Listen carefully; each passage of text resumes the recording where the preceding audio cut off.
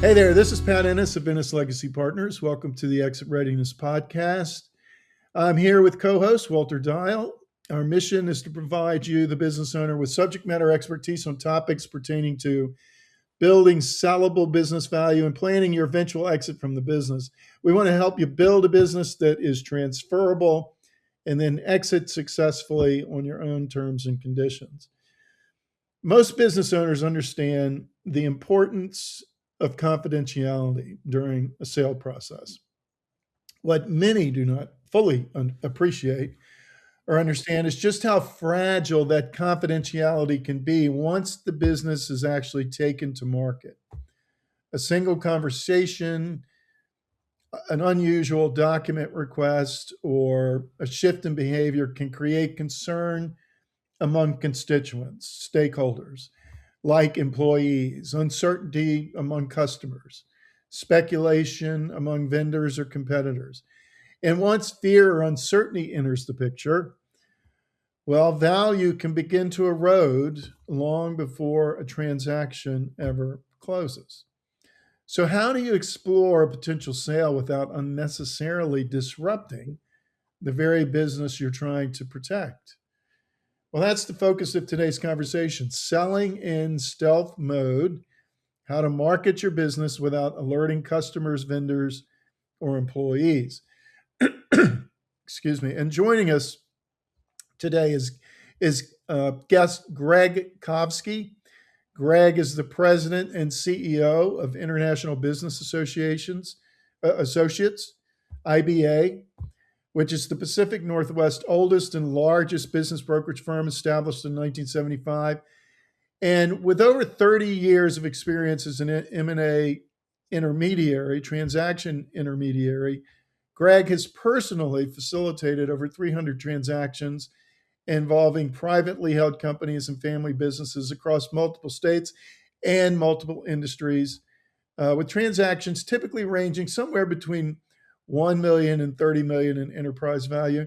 He's a published author, he's a seminar speaker, he's an advocate for entrepreneurship, and he operates on a unique work-life balance philosophy, personal philosophy, of working 45 weeks per year while maintaining a family first value approach to business. So, Greg, welcome to the podcast. Thanks for getting up early out there on the West Coast to join us today. It's an honor to be here, Pat. Thank you. It's a pleasure to join you and Walter. Yeah, Greg, I'm going to start us off. Thanks, as Pat said, thanks for joining us. Let me ask you a question that we're kind of dealing with right now. Um, so, I have a client, personal service business, very niche. The owner, 100%, central to the business. Um,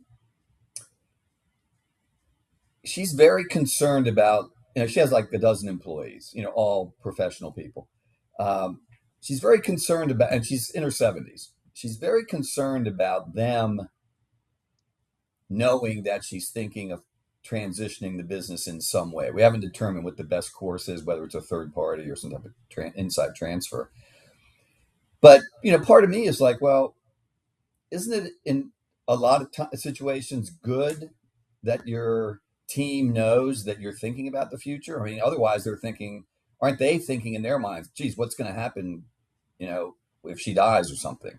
So isn't there a trade-off between keeping it confidential and close to the vest versus inviting your team in? And how do you deal with those situations? What are there variables that help you determine how to handle it? Certainly. And you're unpacking a significant issue in the sale of businesses. And it's because there is no slavery in America. And to the buyer, the employees are a significant asset, just like they were to the seller. So you want to transition them smoothly from one tenure of ownership to the other, but you want to mitigate the fear. And individuals can make decisions in their own self-interest as employees. And so what we try to do as an M&A firm is to diminish the black cloud on the horizon, because it can take 6 months to 2 years to sell a business. And if it gets into the public domain to the employees that a sale is contemplated, they could leave and join a competitor who's been recruiting them for years because they have a good relationship with that individual. They've been loyal to the existing owner. But if they're leaving, why not make a decision in their self interest? No different than a professional athlete when they become a free agent hops teams. You want to go what's in your best interest. So we want to control the narrative and introduce the sale to the employees strategically at a point where we know the buyer, because then it's not an ambiguous black cloud of uncertainty. It's someone that we can sell to the employees and talk about their experience, their background, their vision for the future, how this party was selected from numerous choices in the best interest of the employees, the customers, the vendors. So there is a point where it needs to be disclosed, and often a buyer will have contingencies related to retention of key employees.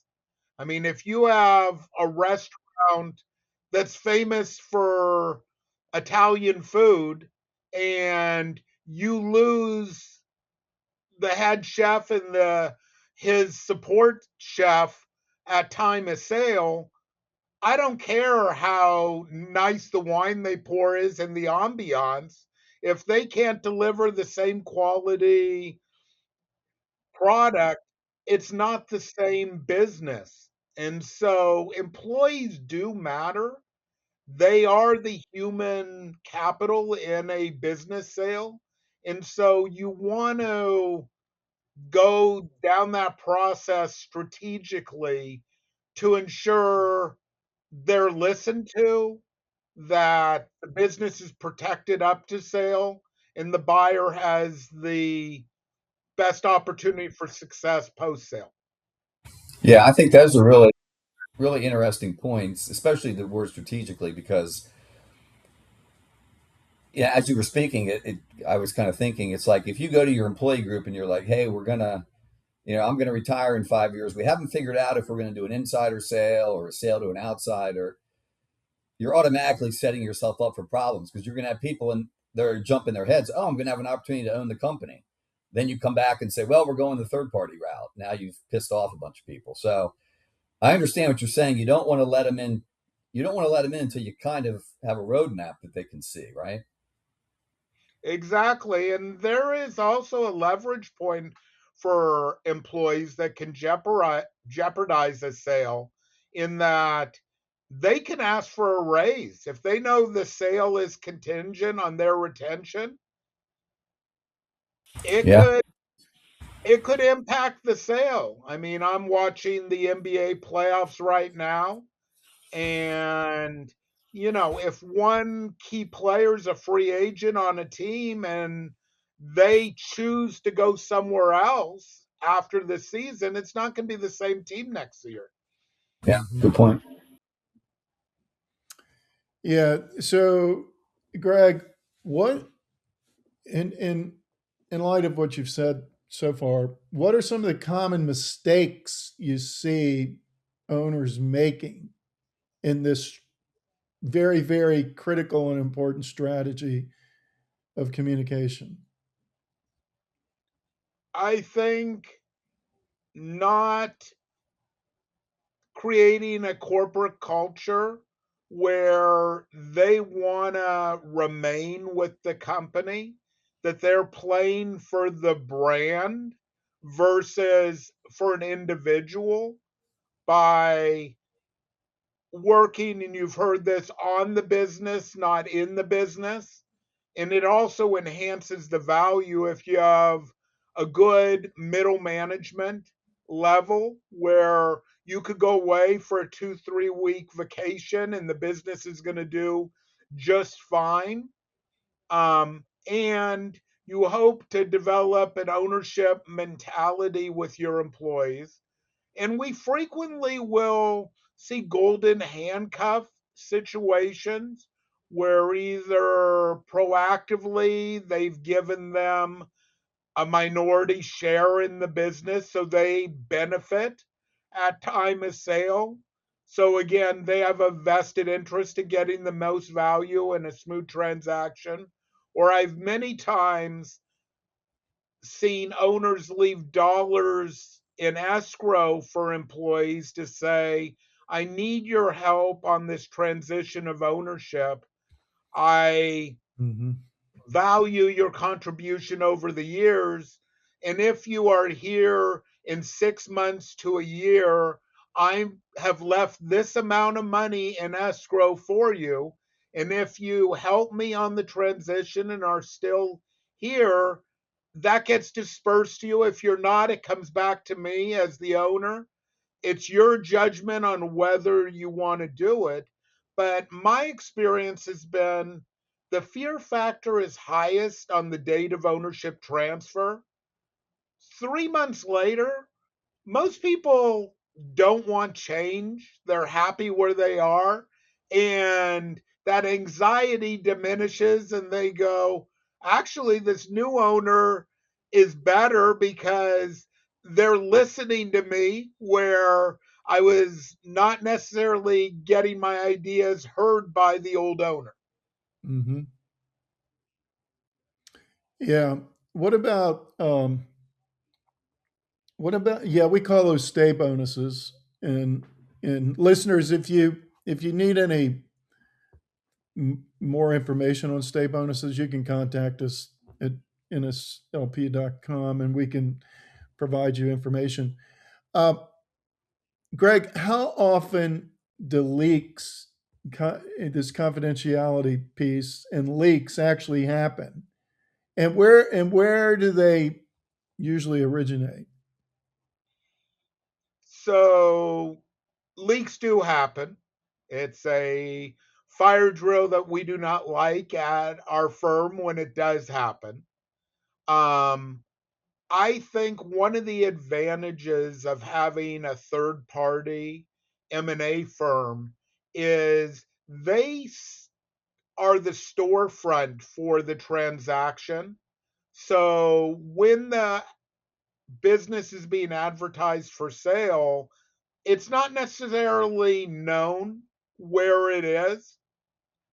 For example, Walter's in North Carolina. I sold a business in the Triangle in North Carolina where you would never have guessed with a firm based in the Northwest that that is where this niche client was located. So they serve as a storefront. They obtain non disclosure agreements from potential buyers, and they need to be enforceable if someone loose lips. One of the pieces that I think is underperformed by owners and in our industry is vetting the buyer on their intent and then also on their financial capability. That they're not just dreaming of this acquisition, they have the chips to sit at the table and play the game.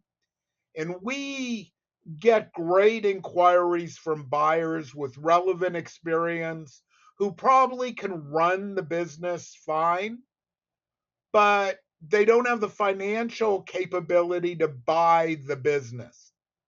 So that party shouldn't ever learn that the business is for sale.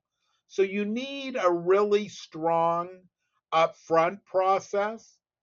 And Pat, you're correct. the more parties brought into the loop, the more that learn that a business is for sale.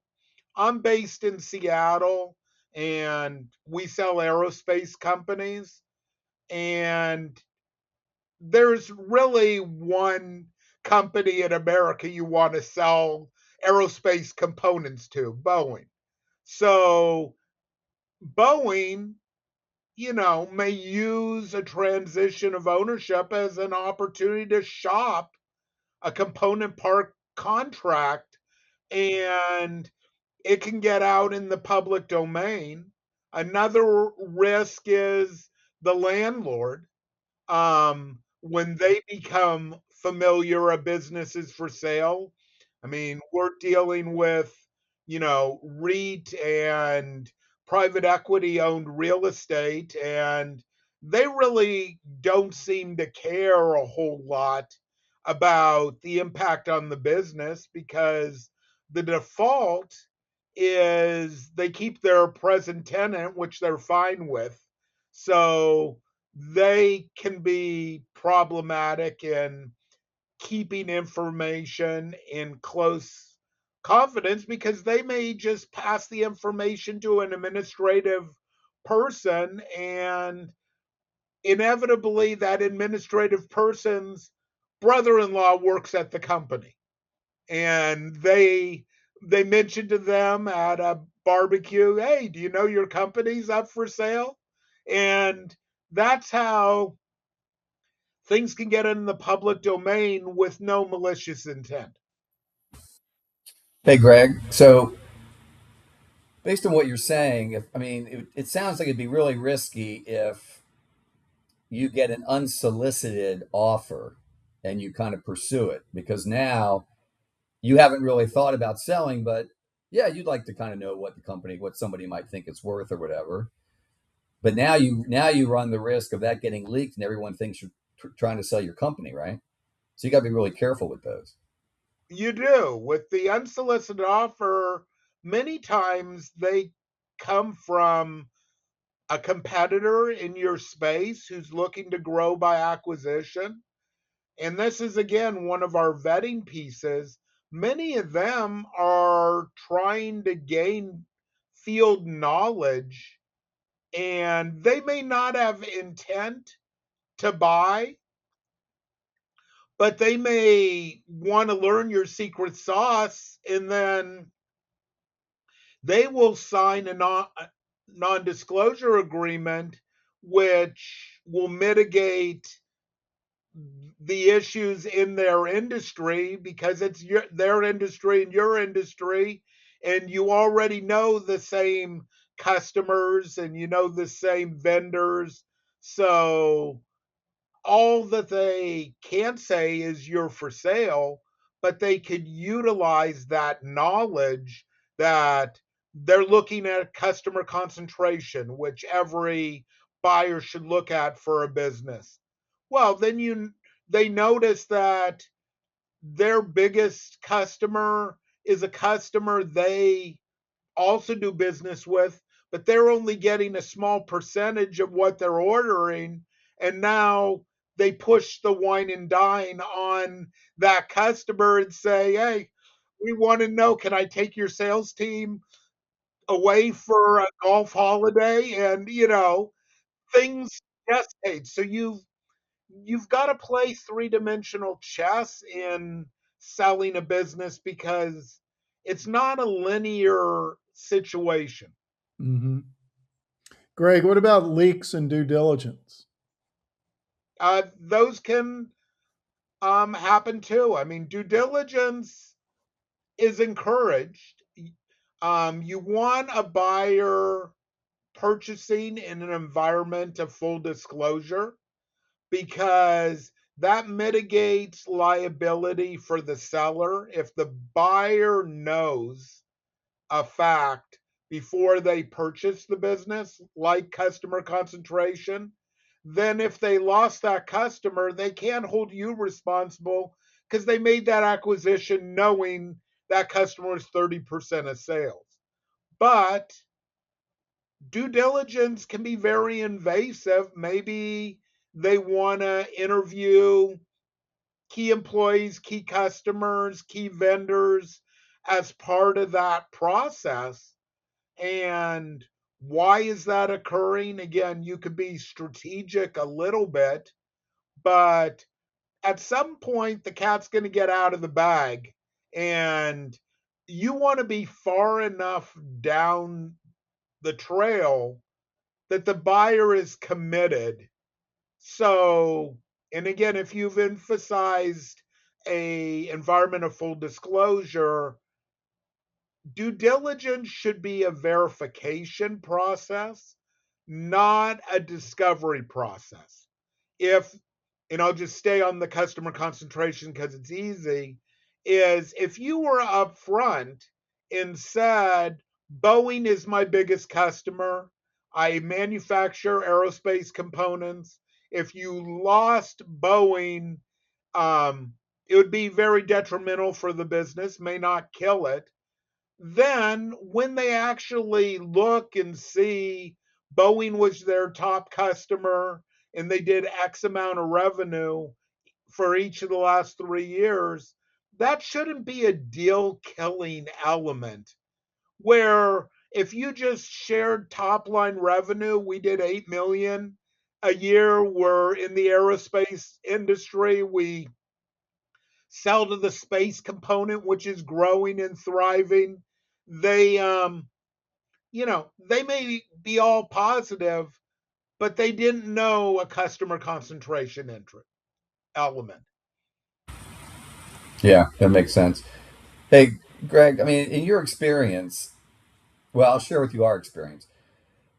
Business owners seem to underestimate the amount of time, energy, and emotion that goes into this process for them. They think their business is just going to continue running while they're in the middle of this process.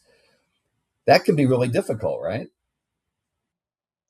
It's very difficult. Our sellers are generally taking on another part time to full time job facilitating the sale of the business, and they still have to run the company. That's where right now we're dealing with people laid off in the tech industry or buying companies to problem solve. Well, they have all the time in the world to work on the acquisition, and they send a stream of requests. Well, our sellers don't have the same availability. Yeah. So, Greg, in regard to all these ways in which leaks can happen, is the general rule in regard to communication strategy to be well in advance, to get that started well in advance of potential LOI and in due diligence? It seems like it would, because of the potential for leaks, and then all of the uncertainty that results from the leaks, and then the value of the business uh, goes in the wrong direction. I would say that coupled with having good legal counsel and making sure you have non disclosure and non solicitation agreements in place Mm-hmm. in the process just to set expectations with the buyer and appropriate parties. Mm-hmm. Okay, good. All right. Well, this has been terrific, very helpful information. We like to give listeners one, two, or three action items that they should consider when it comes to the topic that we're talking about. So, can you do that? One, two, three practical considerations for listeners today? Sure, I would first of all, let's say we're dealing with a retirement sale. I'll talk about in that context. It's Mm-hmm. beneficial to learn what your business is worth before you put a strategy in place. Is there enough proceeds coming out of the sale for retirement, for legacy, for charity? Because a business is an annuity. and let's say you're earning a million a year, you may get a five multiple, you may get a $5 million exit, but if you need 7 million, it's simple math. Run it 2 more years and then sell if nothing else changes. And Mm. you've put 7 million in rather than harvesting immature fruit. So that'd be my first advice. My Okay. second, Hey, Greg, let me interject. So let's give three action steps regarding how to market selling in stealth mode, how to market your business without alerting customers, vendors, or employees. So, sure, yeah. staying on that specific topic, I would say, first of all, have good legal documentation, which I talked about, Hmm. non disclosure, non solicitation information. Hmm. I would say vet your buyers, as I touched on before. Make sure they have the chips and intent to complete the transaction. Hmm. There is no reason to start a game you can't win. Hmm. And then be strategic related to sharing information with parties at the proper time. Hmm. Yeah. So the number one that you mentioned, non-disclosure, non-solicitation, you're referring to those restrictive covenant documents with employees, right? Um, And uh, and with potential buyers. yes, more with the potential buyers, but having good agreements in place with employees is important. I mean, non competes with employees are also important, though different states have different levels of enforceability. Hmm. Yeah, and your number three suggestion, have a strategy. Would you agree that the strategy for one seller may look somewhat different than a strategy for another seller? 100%. If you're selling to the next generation of ownership of a family business, your disclosure issues are greatly mitigated if that family member has worked 20 years for the company and everyone knows them and plans for that succession Mm, versus an external sale. I mean, night and day. very good. Walter, any last questions from you before we wrap up? No, Greg, really appreciate you coming on. This has been very helpful. I'm sure our listeners have learned a lot, and Pat and I have as well. Thank you. Yeah. So, Greg, anything that you want to promote today? And if listeners want to reach out to you, how can they get in touch? Certainly, the best way to reach me is through our website, which is ibainc.com, ice cream boy apple, ice cream Nancy, charlie.com. And my mother was a school teacher. One reason I'm doing this podcast is I believe in education, and two elements of our website I would direct you to is our blog. It publishes content 2 to 3 times a week, has had 200 authors in its history on all elements related to buying and selling a business and entrepreneurship. So you can gain a lot of education there.